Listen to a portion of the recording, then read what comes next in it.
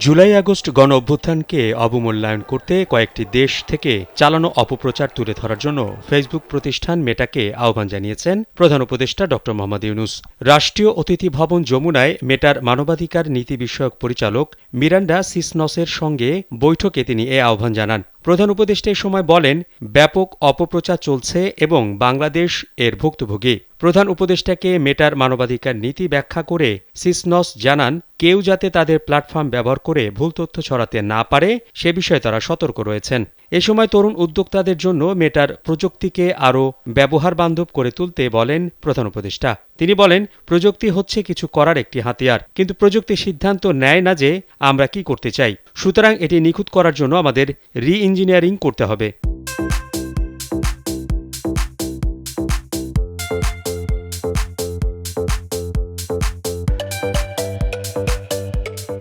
প্রধান উপদেষ্টা বলেন, ফেসবুকের প্রচুর সম্ভাবনা রয়েছে। তরুণ উদ্যোক্তা তৈরিতে ফেসবুককে কাজে লাগানো যেতে পারে। ড ইউনূস বলেন, দেশের তরুণ জনগোষ্ঠীর সুবিধার্থে বাংলাদেশের সরকার ফেসবুকের সঙ্গে সম্পৃক্ত থাকবে।